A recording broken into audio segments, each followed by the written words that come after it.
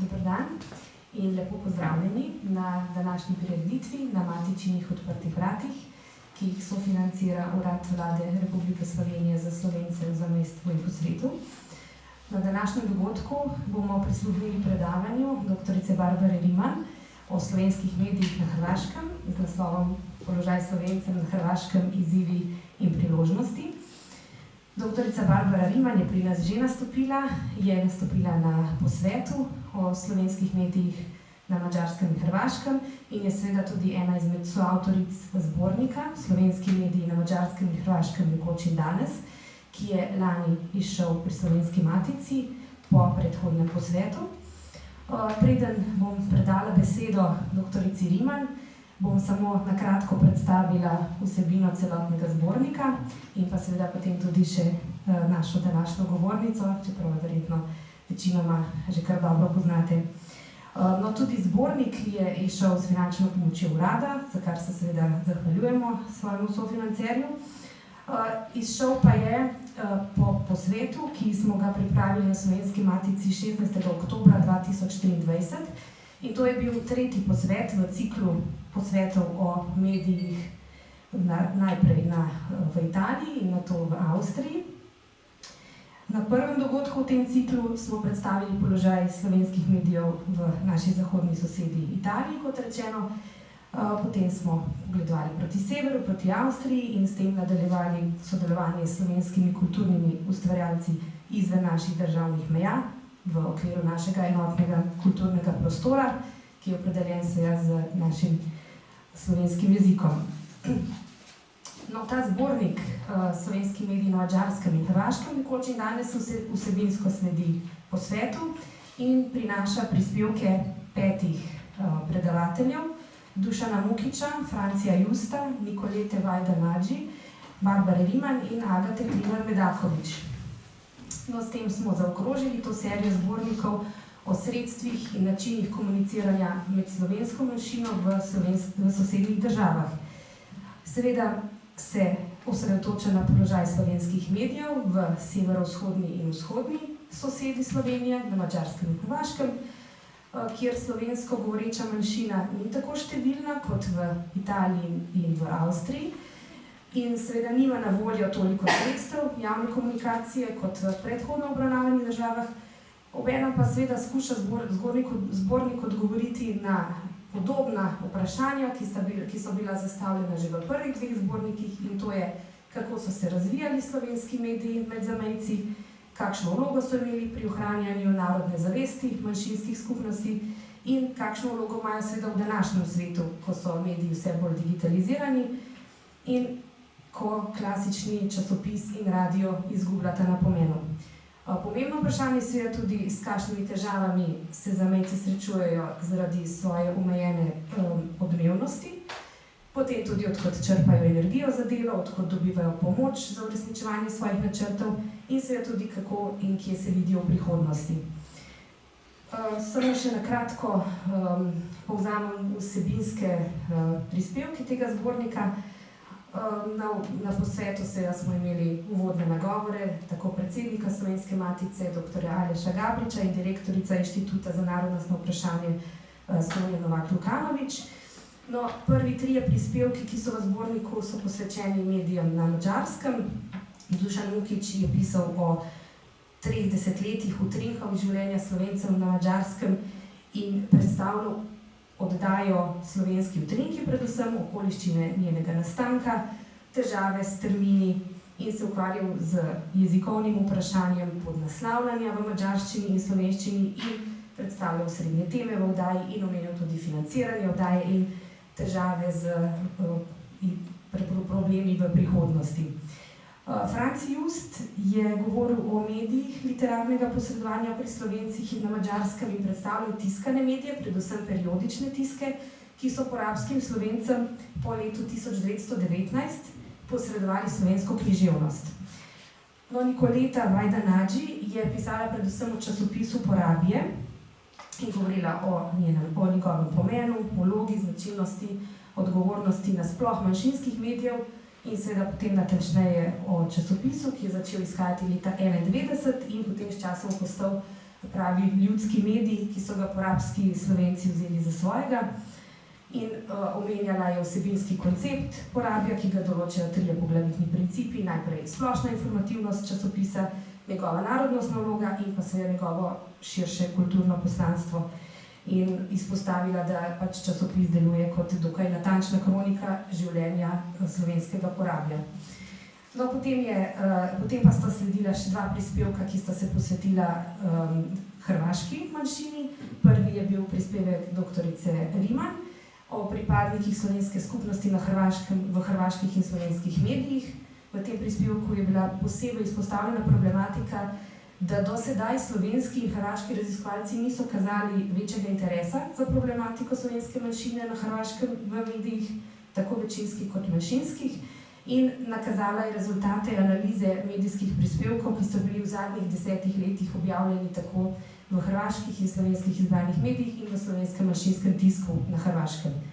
Dokazovala je tudi, da je število prispevkov o slovenski manjšini na Hrvaškem večje, hkrati pa izražala potrebo po dodatnih raziskavah in smo veseli, da bo danes še dodatno predavanje na to temo tudi pri nas. No in zadnji prispevek v tem zborniku je pa prispevek Agate Klinar Medakovič, ki pa je pisala o glasilu Novi odmev, ki ga izdaja najstarejše društvo Slovencev na Hrvaškem, Slovenski dom Zagreb, in izhaja od leta 1996.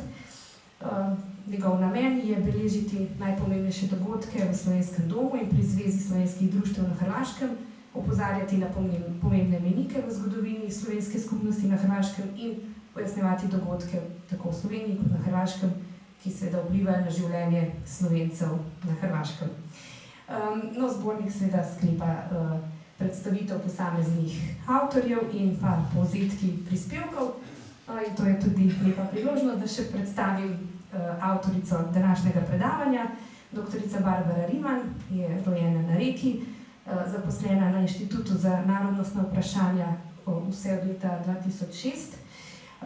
Leta 2011 je na Filozofski fakulteti Univerze v Ljubljani doktorirala na oddelku za zgodovino in zato je tudi njen znanstveni interes povezan z zgodovino slovenske skupnosti na Hrvaškem in tudi s sodobnimi procesi, ki se oblikujejo med pripadniki slovenske manjšine na Hrvaškem. Svoje znanstvene zaključke svojih izvedenih raziskav redno objavlja tako v slovenskih kot mednarodnih revijah in se udeležuje različnih znanstvenih srečanj, tako v Sloveniji kot v tujini. Aktivna je tudi na Filozofski fakulteti Univerze na Reki. Od leta 2017 je vodja podružnice Inštituta za narodnostna vprašanja v enoti Reka. Aktivna je tudi znotraj slovenske skupnosti na Hrvaškem, kjer je bila do sedaj v več mandatih vključena v različne slovenske organizacije. Od leta 2018 do leta 2024 je bila tudi predsednica Zveze slovenskih društev na Hrvaškem in aktivna je tudi kot članica Slovenskega doma KPD Bazovica na Reki. In v prihodnosti, kratkem, bomo eno podobno predavanje poslušali tudi tam. Sedaj pa vas prosim za vaše predavanje. Dobar dan, lepo pozdravljeni. Jaz se bom kar ustala, ker ne znam sedeti in govoriti.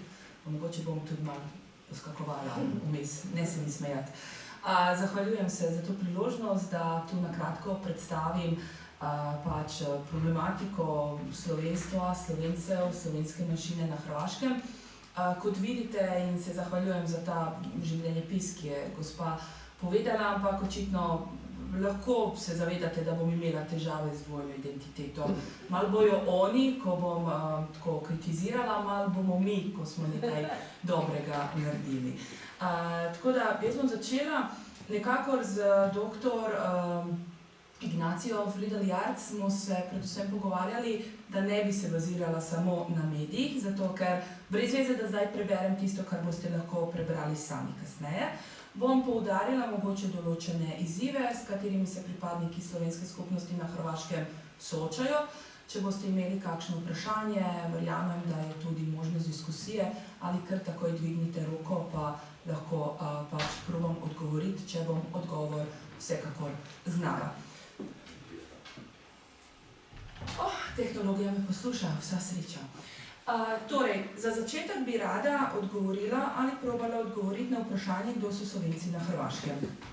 Slovenci na Hrvaškem pač so kontinuirano prisotni in zgodovinarji so odkrili posameznike že v 15. stoletju, ki so živeli, delovali na današnjem hrvaškem območju.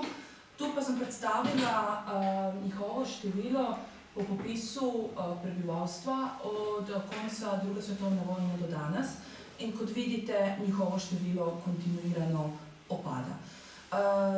Bom se tudi ozrla oziroma bom povedala nekaj o tem, zakaj število upada, ampak predtem bi rada poudarila, da ko govorimo o tem, kdo so Slovenci na Hrvaškem, lahko slovensko skupnost gledamo na več načinov.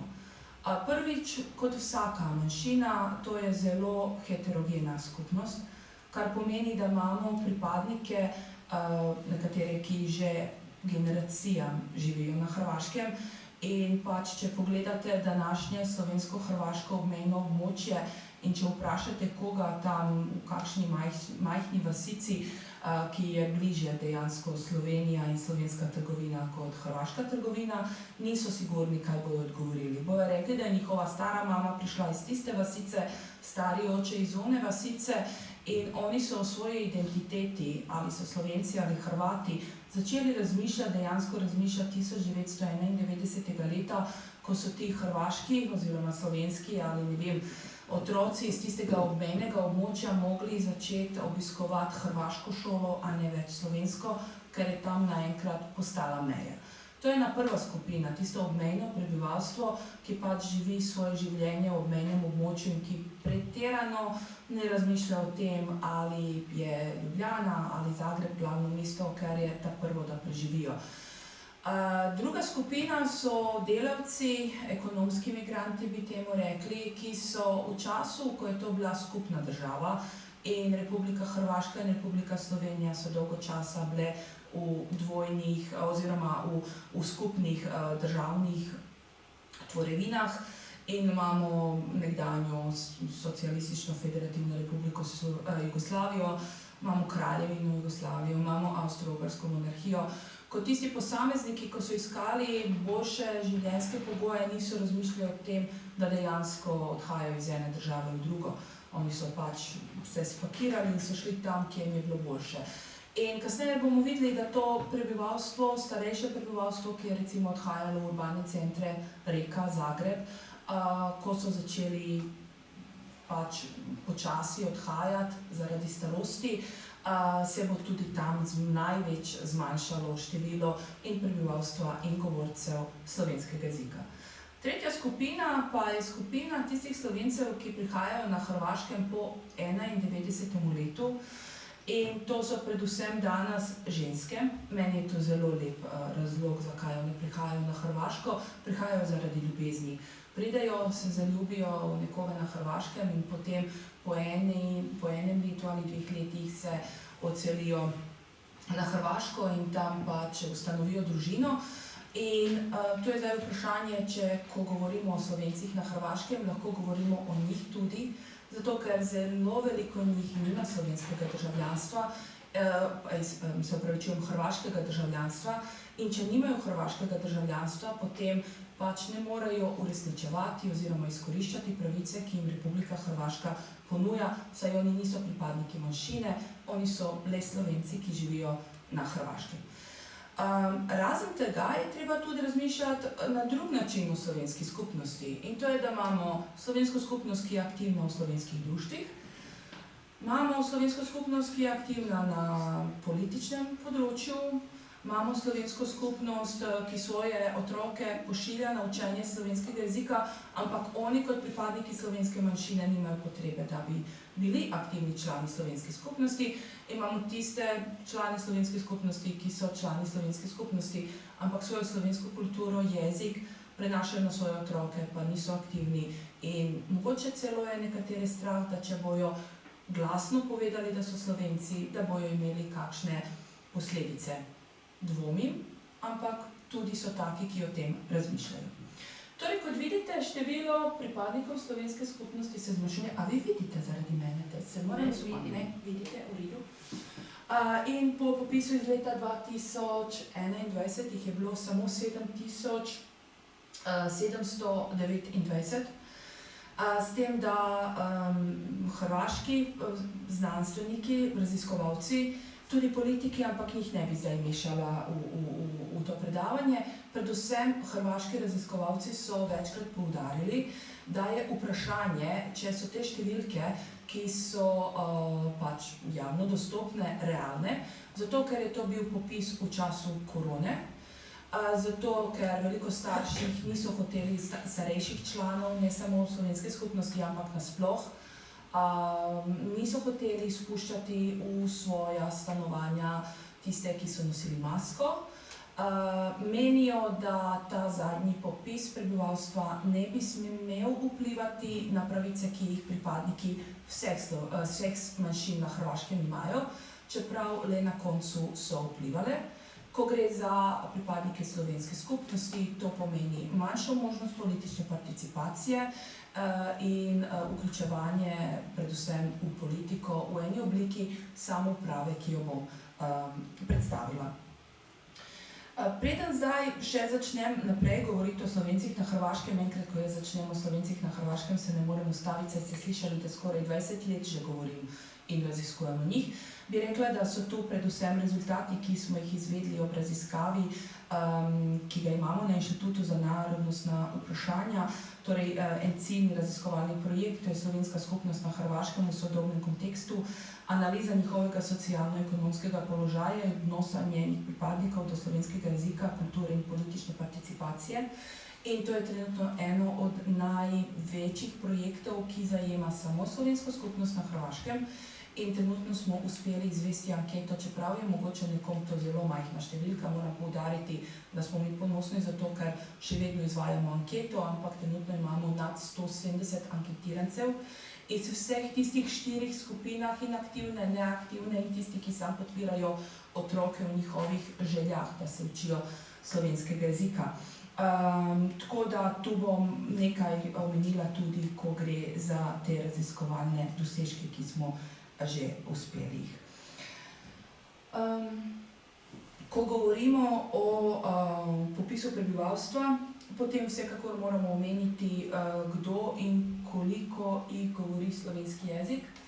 Torej, po popisu prebivalstva se lahko tudi vidi, koliko tistih posameznikov, ki so se opredelili za slovenščino kot materni jezik, in kot vidite, številke tudi opadajo. Žal, raziskave izvedene do zdaj pa so pokazale, da je ta prenos slovenskega jezika med pripadniki slovenske skupnosti na Hrvaškem izjemno majhno. Majhno je zato, ker smo včasih živeli v skupni državi in zato, ker so otroci se učili srbo-hrvaščine v Sloveniji oziroma hrvatsko-srbskog jezika v Hrvaškem, na Hrvaškem. In potem je možnost institucionalnega učenja slovenskega jezika na Hrvaškem bil zelo redek. Tako da slišite mojo slovenščino, jaz se nisem nikoli institucionalno učila, sem se učila od svojih kolegov na Inštitutu za narodnostna vprašanja, pa zato ne smem pogledati kolega, ko iz menoj dela na Hrvaškem, ker hrvaščina cel čas beži, tako da moram biti zelo previdna. 2 šoli sta bile takoj po drugi svetovni vojni, ena je bila v Labinu, je delovala 1 leto, ena je bila na Reki, je delovala 3 leta, potem pa so jih zaprli. Tako da otroci se slovenskega jezika v šoli, v hrvaški inštituciji vse do leta 2007 niso mogli učiti. Učitelji so celo svetovali v tem obdobju staršem, naj doma govorijo tudi hrvaščino, čeprav je ta hrvaščina bila slaba in čeprav sta oba starša bila Slovenca. In danes mi v slovenskih društvih imamo zelo veliko tistih, ki slovenski jezik razumejo, ampak ga ne govorijo, ga niso znali predati naprej. Če so prej govorili tudi zunaj hiše slovensko, včasih so znali učitati, predvsem v tistih primorskih krajih, ne vem, če je veliko Primorcev tu, da so furešti, da so tujci, ne. Tako da enostavno je slovenščina ostala v slovenskih društvih in doma. V času nekdanje Jugoslavije pa sta kontinuirano delovala samo 2 slovenska društva, eno je bilo v Zagrebu, eno je bilo na Reki. Tako da komplikacije s tem slovenskim jezikom. Število Slovencev na Hrvaškem se zmanjšuje tudi zato, ker je to zelo stara manjšina. Še vedno nimamo vse podatke iz popisa leta 2021. Iz popisa leta 2011 pa je povprečna starost na Hrvaškem bila 41 let, povprečna starost slovenske skupnosti pa je bila 69 let. Torej je razlika ogromna. Kasneje boste videli tudi, da danes po popisu je zelo majhno število tistih, ki so otroci, pa so starši za njih povedali, da so Slovenci. Je pa bistveno verjetno več tistih, ki imajo dvojne identitete, ki se malo čutijo kot Hrvati, ki se malo čutijo kot Slovenci, zato ker je zelo veliko mešanih zakonov, čeprav je vsaki zakon danes moško-žensko mešano, ampak tu govorimo predvsem o recimo Slovenkah in Hrvatih. Zelo veliko ocenjujem, da je tudi etnonimikrije. Zdaj dejansko podatkov nimamo, bomo jih imeli, ko izvedemo ta projekt do konca.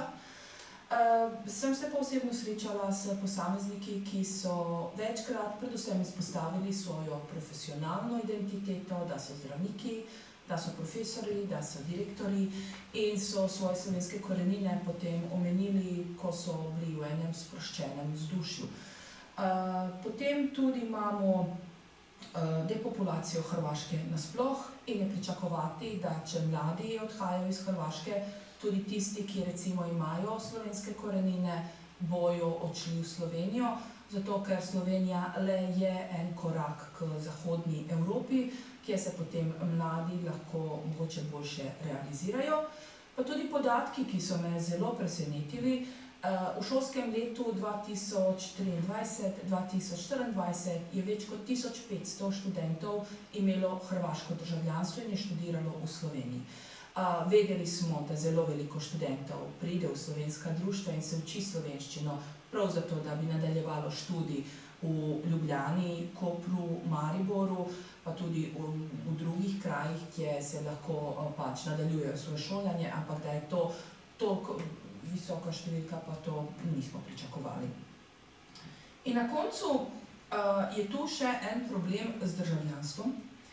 Namreč raziskave so pokazale, da, in to so take raziskave, to bi bilo treba recimo narediti prav raziskavo, kaj se je dogajalo 1991-1992 leta s pripadniki oziroma s Slovenci na Hrvaškem. Ne bom tu zdaj omenjala te pripadnike manjšine, ampak s Slovenci, ki so tedaj bili tam, ki so živeli, ki so čez noč postali, pač ki so imeli dve državi, dejansko čez noč, ne. Oni so izbrali ostati na Hrvaškem, zato ker zelo veliko njih je imelo težave, da bi obdržalo službo, da bi svoje otroke pač prehranilo, ne. Tako da, recimo, predvsem gospe, ženske, so mi pripovedovale, da 91. leta, ko so iskali hrvaško državljanstvo, so mogle podpisati izjavo, da se bojo slovenskega državljanstva odpovedale. In v tem trenutku je te gospe bilo dejansko zelo sram, ampak so mogli izbirati, ali bojo obdržali službo, ali bojo uspeli poskrbeti za svoje otroke, ali se bojo odpovedali slovenskega državljanstva. In je v tem trenutku to bilo lažje podpisati ta papir. Republika Hrvaška nikoli te dokumente ni poslala Republiki Sloveniji. Oni dejansko nikoli niso bili izpisani iz knjige državljanov Republike Slovenije, ampak oni to tudi niso vedeli. In ta občutek krivde, sramu, da so zapustili svojo državo na ta način, je vplivalo tudi na to, da svoje otroke ne vzgajajo pogosto v slovenskem jeziku in slovenski kulturi in so prevzeli identiteto svojega partnerja. In veliko njih zdaj, po 30 letih, pride v slovenska društva in išče možnost, da bi le, zdaj ko so starejši, uredili to situacijo, v katero so se sami pripeljali. Tako da to je tudi razlog, zakaj se to število Slovencev na Hrvaškem tako drastično zmanjšuje. Pa še en podatek. Naprimer sem se pogovarjala z eno gospo, ki je doma iz Dalmacije.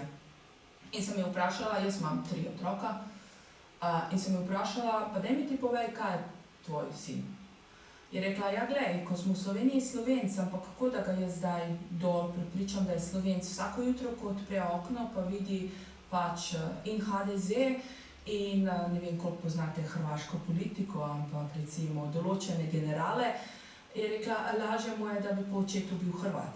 Tako da otroci, ki morajo izbirati, da so Slovenci ali Hrvati, pogosto enostavno je bolj lažje povedati, da si Hrvat, kot pa vsak dan se zbujati in izbirati to, kar si. To je na določen način dost težko razumeti Slovencu, ki živi v Ljubljani, da pripadniki slovenskih skupnosti, ne samo na Hrvaškem, ampak tudi na Madžarskem, v Italiji in v Avstriji, dejansko se vsak dan zbudijo in bi se mogli odločiti ponovno, kaj so, zato ker je vpliv tistega večinskega jezika, večinske družbe včasih zelo, zelo kar močen. To je tisto, kar sem omenjala prej, ne? In kot vidite, mesto Zagreb, rdeča barva je popis prebivalstva oziroma popis po maternem jeziku iz leta 2001, črna leto 2011 in siva je zdaj ta zadnji popis 2021. In zdaj, če gledate mesto Zagreb, pa Primorsko-goransko županijo, osrednji del center Primorsko-goranske županije, mesto Reka, vidite zelo velik padec in to je pravzaprav tisti ekonomski migranti, ki so zdaj umrli, ker je to predvsem bila ekonomska migracija med dvema vojnama, potem pa takoj po drugi svetovni vojni, če se spomnite popisa prebivalstva, tam 1953 po popisu je bilo največ Slovencev na Hrvaškem. In pač oni niso prenesli slovenski jezik naprej na svoje potomce iz prej pač omenjenih razlogov.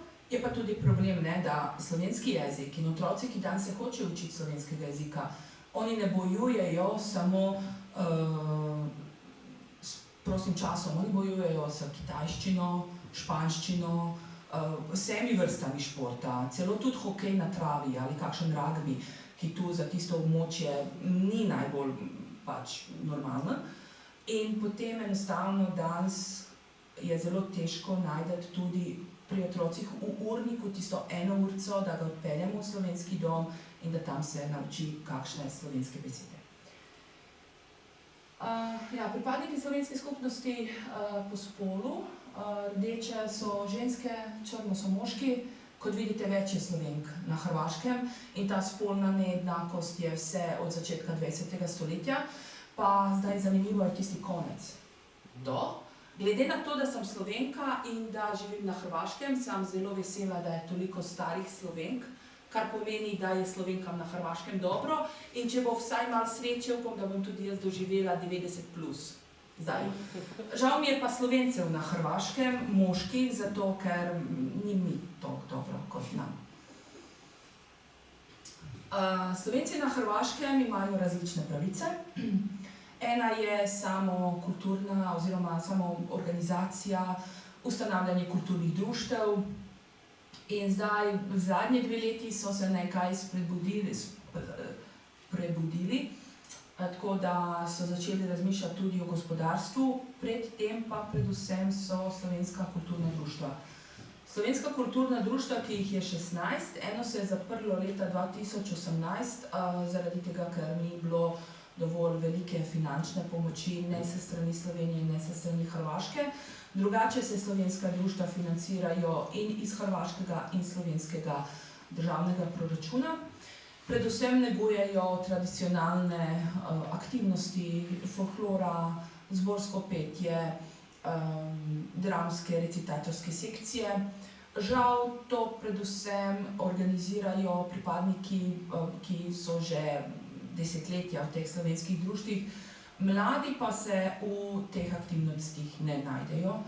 In to je osnovni problem slovenskih društev. Imamo slovenska društva, ampak ni otrok in ni mladih. Redki so, zelo so redki. Tako da to bi bilo treba ampak to je problem same slovenske skupnosti, ki še ni prepoznala aktivnosti, kako da privlečete otroke. Čeprav so mi rekli tudi, recimo, voditelji različnih drugih društev in klubov na Hrvaškem, da tudi oni imajo, ne glede na to, probleme. Zdaj pa, če imate in problem, da mladi nočejo priti nasploh, zato ker so rajši na TikToku pa Snapchatu, pa čeprav sem jaz mislila, ne vem, če vi veste, kaj je Snapchat, jaz sem mislila, da sem zelo popularna in mlada in da je Snapchat nekaj zelo zdaj in, pa so mi zdaj zadnjič prav gimnazijci rekli, da to sploh več ni in. Zdaj pa moram iskati novo aplikacijo, ki je in med mladimi. Jaz pa sem mislila, da je Facebook popularen, pa da bomo s Facebookom v Slovenskem domu Bazovica privlekli koga. Ok, dobro, zdaj se bom nehala blamirati. Tako da ne znajo prepoznati, potem pa še, če dodate, da je manjšina in da bo nekakšen rock band igral v nekakšnem Slovenskem domu Bazovica, ne bomo privlekli mlade fante ali mlade punce, tako da je treba zelo dobro premisliti, manjšina sama s sabo, na kakšen način pomladiti ta društva. Zveza slovenskih društev na Hrvaškem je bila ustanovljena 1992. leta in zdaj poleg kulturnega delovanja tudi vzbuja gospodarsko delovanje, medijsko, raziskovalno, tako da upamo, da bo le nekaj se od vsega tega razvilo. Pozitiven korak je v tem, da so pripadniki slovenske skupnosti, ki so aktivni v slovenskih društvih, prepoznali problem, zdaj pa je treba na tem izzivu, lepša beseda je izziv, delati naprej. Tako da vidite ilustrativno, kje so slovenska društva, zelo velik problem je v tem, da slovenska društva na Hrvaškem so pač Slovenci v Zadru, Splitu, Dubrovniku, Osijeku niso nekakor srečni, da se jih daje v tisti koš, da so izseljenska društva, ampak taka je zakonodaja in tu ne moremo preveč pomagati. Najstarejše društvo je v Zagrebu, drugo je Slovenski dom Bazovica, ki je nastal 1947, Slovenski dom v Zagrebu pa 1929. leta. Skoraj, prosim? Kmalu bo skoraj 100 let. Upamo, da bomo doživeli vsi skupaj 100 let. Torej, v Umagu, potem v Pulju, Lovran, Bazovica Reka, Zagreb, oni izdajajo tudi svoje biltene, vsaka 3 do 4 meseca, oziroma Lovran pa Umag enkrat na letno. Učenje slovenskega jezika se izvaja na Hrvaškem v teh 3 modelih. Torej, dopolnilni pouk slovenskega jezika in kulture na Hrvaškem je najbolj razširjen. Od 1992. leta v Splitu se je začel, potem je začelo na Reki. Predvsem je pomemben zato, ker na ta način mladi pa otroci pridejo se učiti slovenski jezik. Predvsem mladi in predvsem tam 2., 3. letnik srednje šole, ko začnejo razmišljati, da bi odšli na študij v Slovenijo. Nekakor v tem trenutku tudi najdejo svojo slovensko identiteto, pridejo v slovenski dom, potem vidijo, da je tam lepo, pa se dobro počutijo in potem naenkrat imamo ne samo eno staro babico, ampak 2 stari babici in še enega starega očeta. Pa vprašanje, po kom si Hrvat? Ja, en stari oče tam, ne vem odkot, pa evo, vsi Hrvati. Dobro, manj ironije pa tako, da se ne smejete. Dopolnilni pouk slovenskega jezika in kulture na Hrvaškem je pomemben tudi zato, ker učiteljice so predvsem iz tiste slovenske skupnosti in potem lahko pomagajo, če nič drugega, s pravilnim izgovorom slovenskega jezika in s tem, da pripravijo učence na recitacijo. Druga oblika je učenje slovenskega jezika in kulture po modelu C in to omogoča Republika Hrvaška. Republika Hrvaška plačuje učiteljice in je to pomembno zato, ker slovenski jezik je v hrvaških inštitucijah in na ta način je izšel iz slovenskih društev. In raziskave, ki smo jih delali, pokazuje, da je zelo veliko mladih oziroma otrok in njihovi starši niso aktivni člani slovenske skupnosti, nimajo te potrebe, pa vseeno so potem svoje otroke poslali, da se naučijo jezik svojih starih staršev. Število kontinuirano narašča, je pa problem, da ko pripadniki slovenske skupnosti včasih znajo priti do kakšne ravnateljice ali ravnatelja in prosi, da se naredi anketa, da se vidi, če obstajajo otroci, ki bi se radi učili slovenskega jezika, da ravnatelji to potem znajo tudi zalomiti oziroma ne naredijo anketo. Na ta način potem pripadniki slovenske skupnosti ne morejo uresničiti svojo pravico, da njihovi otroci učijo materni, torej slovenski jezik. Je pa tudi dejstvo, da na Hrvaškem ne obstaja inštitucija, ki bi lahko potem vplivala, da ta ravnateljica ali ravnatelj spremeni svoje mnenje in da le nekaj naredi. Zadnja oblika je učenje slovenskega jezika in kulture v Varaždinski županiji, ki je nastala v podpori Urada za Slovence v zamejstvu in po svetu ter Varaždinske županije. Zdaj, ta oblika je zadnja, ki se je začela leta 2012-2013 v šolskem letu. Nastala je zato, ker ni bilo prevelike pripravljenosti osnovnih šol v Varaždinski županiji, da uvedejo ta model C, ki sem ga prej omenjala. Pa je bilo evidentirano veliko število otrok, ki naj bi se učili. Prvo leto 200 otrok, trenutno pa imamo eno kontinuirano število okrog 90 otrok od 1. do 8. razreda, ki redno obiskuje slovenski jezik v Varaždinski županiji. Tu vidite, kje je pouk slovenskega jezika. Zdaj izpostavila bi mogoče Osijek, pa v Dalmaciji Split. Žal, to je ena stara karta, nisem utegnila narediti, oziroma kolega ni utegnil narediti novo, bi dodala še Zadarsko županijo, kjer je pouk slovenskega jezika od prejšnjega šolskega leta in učiteljica ima nad 35 udeležencev, ki imajo slovenske korenine. Torej, so ti Slovenci vse povsod, na Hrvaškem sem jih treba poiskati. Prostite, županija pomeni občina ali pomeni regija? Regija. Je 22 županij na Hrvaškem. Torej, sam na kratko, število narašča in pripadniki slovenske skupnosti, ki dajo inicijativo, da bi se uvedla slovenščina po modelu C, so kar pridni, kot vidite. Tu na začetku žal nimamo časa, je bil en zaplet v Štrigovi, pa če vas bo interesiralo, vam lahko tudi na koncu povem. In politična participacija. Pač nekako včasih so zavajajoče informacije, da Slovenci na Hrvaškem imajo pravico do mesta v parlamentu.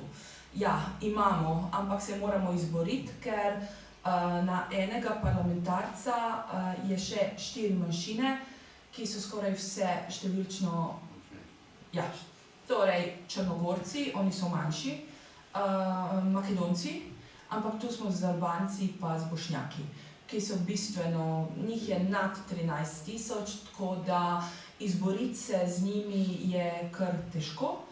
Mi smo imeli 2 osebi, gospoda Darka Šonca in gospo Sabino Horvat-Koželj, ki sta probali se, ki sta se kandidirali, ampak nista dobili zadostno število glasov, da bi prišli v parlament. Razen tega parlamentarnega zastopstva obstaja možnost, če je nad 5% določenih pripadnikov določene manjšine na ravni občine, mesta ali županije, da imajo tudi predstavnike v lokalni oblasti, s tem, da na Hrvaškem to ni možno, ker so Slovenci raztreseni po celotni Hrvaški in zato tudi ne obstaja na nobenem območju dvojezičnost.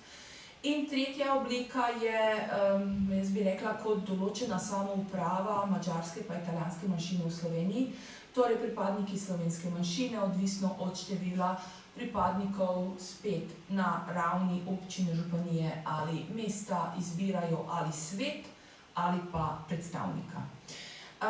Zdaj tu je en vozelj, bi rekla, na Hrvaškem, zato ker te liste za politično participacijo predlagajo slovenska kulturna društva. Slovenska kulturna društva predlagajo tiste posameznike, ki so zelo aktivni, ampak ti posamezniki so zelo aktivni v kulturi. Pa če jih vprašamo, kaj vedo o pravicah, ki pripadniki slovenske skupnosti na Hrvaškem imajo pa vedo zelo malo. Oni pa so naredili ogromno za slovenstvo na Hrvaškem, ampak predvsem, ko gre za petje, plesanje ali kulturne dogodke. Za kakšne druge politične akcije pa je bolj tako, niso sigurni, kaj bi lahko vse pozitivnega naredili. Zadnje volitve so bile leta 2023, to je stara karta, ni se preveč spremenilo število teh predstavnikov pa svetov, ampak ono, kar je za mene osebno zelo depresivno, je, da od vseh od 18 manjšin, ki so imele možnost iziti na volitve in izbrati svoje svete ali predstavnike, so Slovenci najslabše reagirali. Torej, od možnih 32 svetov in predstavnikov so izvolili le 18. Število posameznikov, ki je išlo na volitve, ki so imeli pravico do voljenja, pa je bilo nekaj manj nad 4%. In to je zelo slab rezultat. Je pa dejstvo, da je to tista situacija od začetka, ko sem rekla, imate tiste mlajše osebe, ki so se po 91. letu preselile na Hrvaško, ki so Slovenci, Slovenke na Hrvaškem, ampak nimajo hrvaškega državljanstva in zato, ker nimajo hrvaškega državljanstva, ne morejo sodelovati v tej politični participaciji, ne morejo se kandidirati, ne morejo iti na volišča. Da bi dobili hrvaško državljanstvo, morajo 8 let živeti na Hrvaškem in morajo se odreči slovenskega državljanstva. Tako da zato tudi številne posameznice, ki se čutijo in ki že 30 let živijo na Hrvaškem in se ne bo, celo so tudi tiste, ki so se ločile in so ostale na Hrvaškem, niso se vrnile v Slovenijo, tudi one niso manjšina. One so Slovenke, Slovenci na Hrvaškem, niso pa manjšina in to je tudi zelo velik potem problem. In sem gotova, mislim, da sem malo 5 minut, ampak dobro. Jaz bi lahko še več govorila, ampak zdaj vas ne bom več maltretirala, mogoče so kakšne vprašanja, z veseljem odgovorim in to je to. Z veseljem pa pridem ponovno, če ne. Hvala lepa.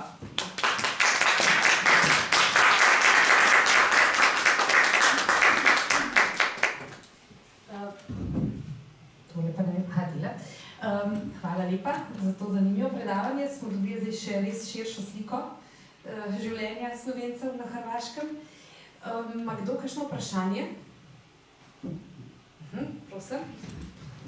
Ja, jaz bi vprašal, omenili ste Štrigovo, ne? Ja. Tam jaz, kolikor se jaz spomnim, Primož Kranjc sem jaz, kolikor se jaz spomnim, je bil tam en župnik, dolga leta, Slaviček, ki je ni dovolil, oziroma ni hotel maševati v slovenščini, ne? To je edin, kar vem, ostalo pa, če imate nekaj, če veste kaj več, kaj ste že omenili, prosim. Zdaj, a me slišite? Sem jaz to uspela? Ja, sem. Torej, glede tistega župnika, pa to ne bom, jaz sem se sam specializirala za učenje slovenskega jezika v Štrigovi.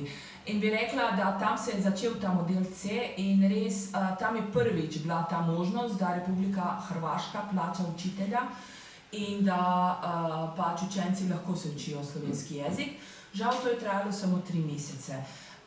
In potem pač v novem šolskem letu so povedali, da več ni zainteresiranih učencev, čeprav so podatki drugačni, da učenci so, ampak to je ta politika in pripadniki slovenske skupnosti na določen način so ujetniki slovenske in hrvaške politike in se to pogosto odraža na njihove možnosti in na njihove pravice. Tako da ja, tam je ena določena negativna klima, tam je v Štrigovi nekaj časa, koliko sem videla, bilo tudi slovensko društvo, zelo kratko časa, med 2 vojnama, ja, je bilo ustanovljeno, ampak še vseh podatkov nisem izbrskala, sem pa slišala, da za župnika, ampak v to se v cerkvene še vode nisem šla. Ja.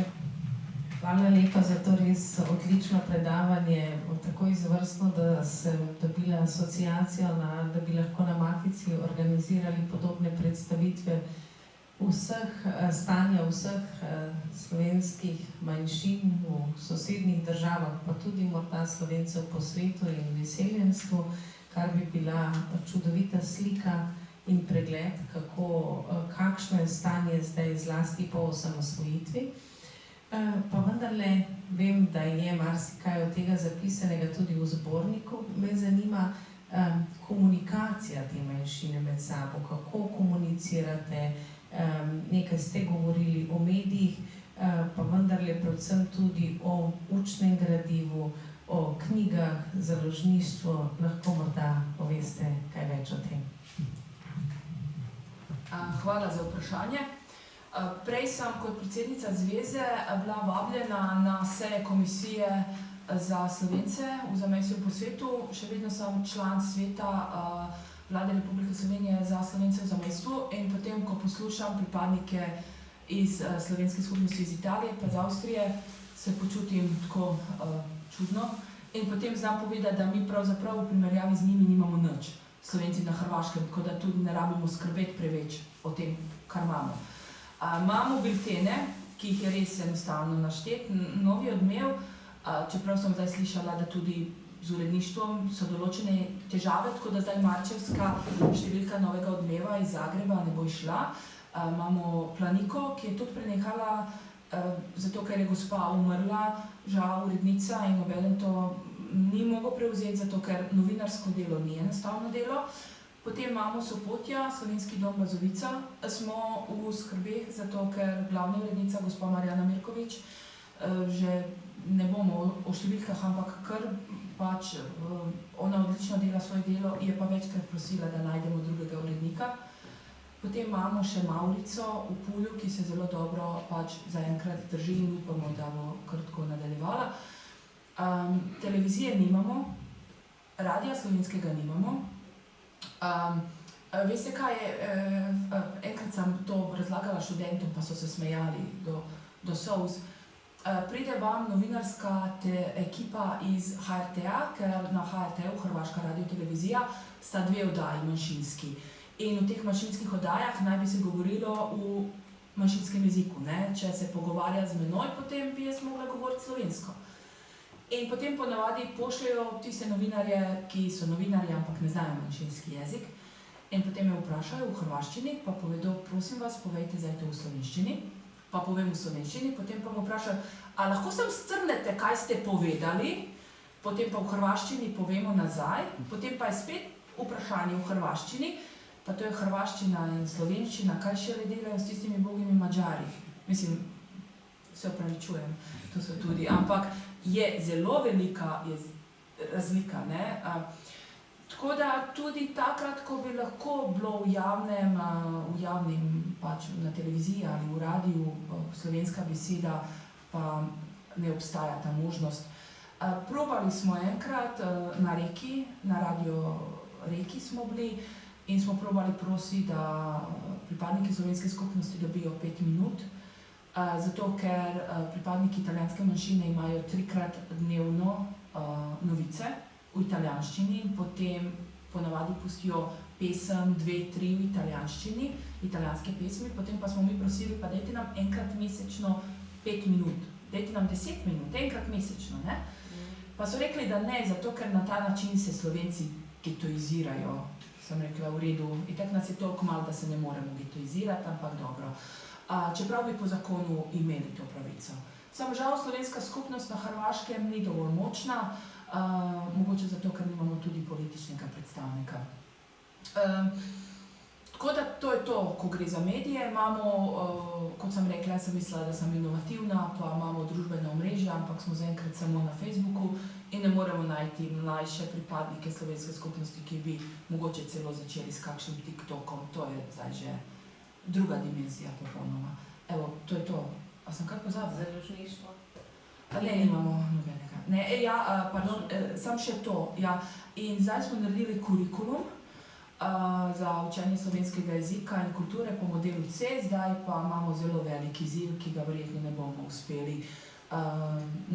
Oblikovanje lastnega tistega učnega gradiva Trenutno učiteljice uporabljajo učno gradivo za pripadnike slovenske skupnosti v Italiji, v Avstriji. In so rekli, da potem se kar učenci prvi, drugi razred začnejo smejati, zato ker so tam posebej izpostavljene, recimo č, glas č, pa črka č, pa ž. To Slovenci na Hrvaškem že poznajo, pa ne vedo, ne razumejo ti otroci, zakaj je tako močno izpostavljeno. Tako da predvsem delajo svoje gradivo. Zdaj s tem kurikulumom, ki bo sprejet, upamo, na eni od naslednjih seja vlade in se nekako pričakuje, da z novim šolskim letom bo zaživel tudi, se odpira ta možnost. Sam, tu so zdaj druge izzivi. Nimamo kadra, ki bi to naredil, kot nimamo učiteljskega, novinarskega kadra. Mi novinarjev, Slovencev na Hrvaškem nimamo. Imamo novinarje, pa nimamo tiste, ki govorijo slovensko. Imamo tiste, ki govorijo slovensko, pa niso novinarji. Tako da, in zato nas je strah, kaj bo s temi bilteni. In ti bilteni so edino glasilo, ki ga Slovenci na Hrvaškem imajo. Tako da je treba zdaj za te didaktično gradivo poiskati osebe, ki so izobražene, ki bi to z veseljem delali. Potem je treba poiskati recenzente, tudi recenzente je zelo težko, vse je komplicirano. Pa potem, ko dobimo to gradivo, šele tedaj bo zato, ker ni založništva. In bomo ali mogli sami, oziroma bi mogla Zveza slovenskih društev prevzeti na sebe to odgovornost založništva, ali bi mogli se pač znajti na drug način. S tem, da Hrvaško ministrstvo za izobraževanje je izjemno naklonjeno slovenski skupnosti na Hrvaškem, zelo so pozitivni. Tudi, to zdaj javno bo šlo, ampak tudi gradivo, ki ga trenutno uporabljamo, to so učbeniki, ki jih s pomočjo Urada za Slovence v zamejstvu in po svetu kupujemo in se tu zahvaljujem v imenu vseh staršev, ki potem ne rabijo kupiti učbenike, ker 24 €, če imate 3 otroka, je kar neki znesek na začetku šolskega leta. Ti učbeniki niso v katalogu in to bi tudi lahko bil problem, če bi nekdo pač klical inšpekcijo v te šole, kjer se izvaja slovenski jezik. In oni to vedo, ampak so zelo pozitivni, korektni in podpirajo možnosti učenja slovenskega jezika. Tako da to res, evo, to moram povedati, da je odnos. Pa tudi Ministrstvo za izobraževanje oziroma za Ministrstvo za vzgojo in izobraževanje Republike Slovenije tudi zelo močno podpira učenje slovenskega jezika in se tudi tu zahvaljujem. Mislim, da je gospod imel. Dobar dan, sem Janez Kipicka, bivši knjižničar. Poglejte, hvala za vse te informacije, ki so dosti spodbudne, se pravi odnos Hrvatov kot naroda in tudi hrvaške oblasti do Slovencev na Hrvaškem je v redu, vznosov niso vražen in tako naprej. Namreč, ker del Hrvatov je, kot vemo, zelo ostro nacionalen in niso tako zelo prijazni do drugih narodov. Jaz bi povedal samo kot bivši knjižničar 2-3 detajle iz preteklosti o odnosih med Hrvati in Slovenci, ki so vedno bili in so tudi pomembni.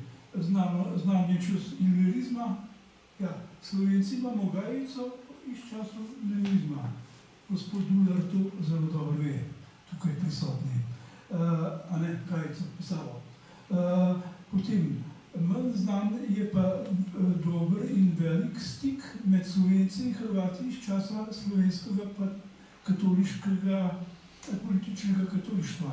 Tu so okoli leta 1910, ko so slovenski katoliki bili močni tudi na oblasti, dr. Krek, Korošac in podobni, in so vzpostavili stik s Hrvati. Čist konkreten personalni stik, sam Krek, ki je bil zelo komunikativen, pa tudi predsednik Orlov Ivan Podlesnik, to je bil en tak organizator, trgovec, bil vodja, je imel predavanja o zadrugah, o posojilnicah katoliških v Zagrebu. V Zagrebu so imeli katoliško gibanje Domagoj, ki ga je spodbudil naš škof Anton Mahnič, nihče drug. Tudi tega Mahniča bo treba na novo vrednotiti, ker ni bil tako negativna oseba, kot se ga prikazuje. Veliko pozitivnih stvari je naredil To je ena stvar, se pravi, leta 1000 te shodi, te stiki pred prvovojno katoliško-hrvaški pa slovenski med katoliki, so bili izjemno močni, intenzivni. Tudi 12. leta je bil shod v Unionu, 13. leta je bil pa sploh hrvaško-slovenski, tukaj v Ljubljani, telovadni, kulturni, velik veleshod, o katerem se tudi danes je pa dobro dokumentiran in se, sprav tak velik, so imeli parade po Ljubljani, telovadbo in tako naprej, orli in pa pač katoliki iz Hrvaške. Potem pa še bi tole dodal, Hrvaška, del Hrvaške je bila zmeraj kar kvalitetno univerzo in del Slovencev je hodil tja. Tudi, recimo, recimo primer od Vilharja sin je bil profesor, skladatelj, je bil profesor tam, pa tudi profesori iz te univerze, recimo Eva Verona za knjižničarstvo iz Hrvaške, Zagrebške, so kulturno pomembni. Se pravi, to bi bilo potrebno še opredeliti, drugače pa po moje stiki niso problematični, medsebojnih porok je bilo zmeraj precej in tako. Hvala za komentar.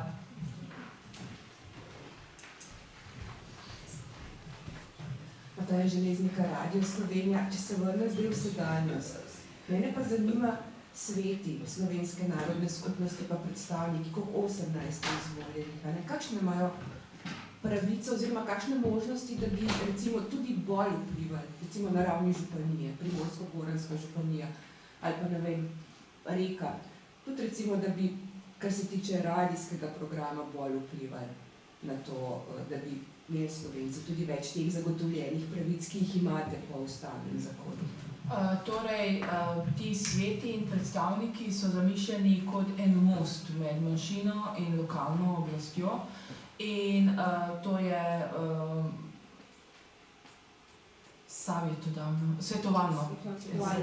svetovalno telo. Je pa problem to, kar sem prej omenila, da ko so volitve, kandidacijske liste dajejo slovenska kulturna društva in potem se izbirajo tisti člani, ki so najbolj aktivni. Ti člani ne razumejo pravice, ki jih imajo.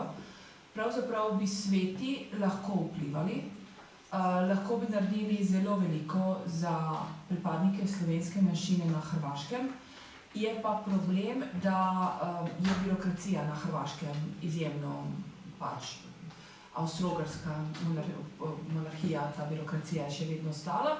Je pa tudi drugi problem, da mogoče tisti, ki vodijo, niso popolnoma seznanjeni s tem, kar bi lahko vse pripadniki slovenske manjšine imeli in katere so njihove pravice. Pravice, ki jih pripadniki imajo, razen političnega, niso povezani s številom pripadnikov. Torej, po zakonu recimo Republike Hrvaške za zakon o odgoju in obrazovanju za manjinski jezik, ne piše število otrok.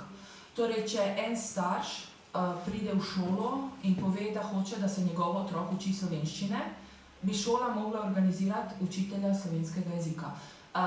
Na samem začetku so iskali izpis iz matice, da je otrok slovenskega rodu, ampak zdaj se več to ne išče. Ampak enostavno šole to včasih nočejo, pripadniki slovenske manjšine ne znajo, ti, ki so v svetu ali predstavniki, ne znajo pritisniti in potem to ostane vprašanje, ki je odprto. Mi smo imeli en primer iz leta 2019, vmes je še prišla korona, ki je ravnateljica osnovne šole Lovran ni hotela narediti anketo za učenje slovenskega jezika. Pritožili so se predsednik slovenske manjšine Primorsko-Goranske županije, se je pritožil v Zagrebno ministrstvo. Ministrstvo je pritožbo vrnilo nazaj, da se moramo obrniti na ustanovitelja šole. Obrnili smo se na ustanovitelja šole. Ustanoviteljica šole, torej ta predstojnica oddelka na ravni Primorsko-Gorenjske županije je sam naš mail preposlala ravnateljici, ki je potem kot odgovor rekla, da je naredila ustno anketo v šoli in da nobeden ni zainteresiran. Sigurno bo prišla v razred in rekla, kdo ima slovenskega starega očeta ali staro mamo, dvignite roke, vi boste učili slovenščino. Normalno, da otroci v teh primerih sigurno se ne bojo tako javno izpostavljali. Še vedno je odprto to vprašanje, ampak enostavno nobenega ni briga. Pa to ni en tak primer, je še takih primerov in pač potem pa se vidi, da je to tudi včasih politika. Bi sam komentirala, da ja, odnosi so relativno dobri in ko smo imeli pogovor z Komisijo za manjšinske jezike na ravni Evrope, je gospod, ki je predsedoval, rekel, ampak vi niste diskriminirani. Smo rekli, ne, Slovenci na Hrvaškem niso diskriminirani. Je rekel, ja, še hujše, vi ste nevidni, pa sploh se ne zavedajo, da obstajate. Tako da mogoče, če bi vsak dan pisali o kakšnem Slovencu, negativno bi tudi to bila boljša reklama, kot pa trenutno, da nas sploh ni in da ne vedo, da včasih dihamo. Ne tisti na Hrvaškem, včasih pa ne tudi tisti v Sloveniji. Zelo mi je simpatično, ko odkrijo, da otroci na Hrvaškem lahko se učijo slovenskega jezika, ostanejo zelo, zelo presenečeni. Je pa to tudi problem in slovenskih medijev in hrvaških medijev in počasi s ovakimi dogodki potem mogoče lahko se spopademo s kakšnim izzivom. Hvala.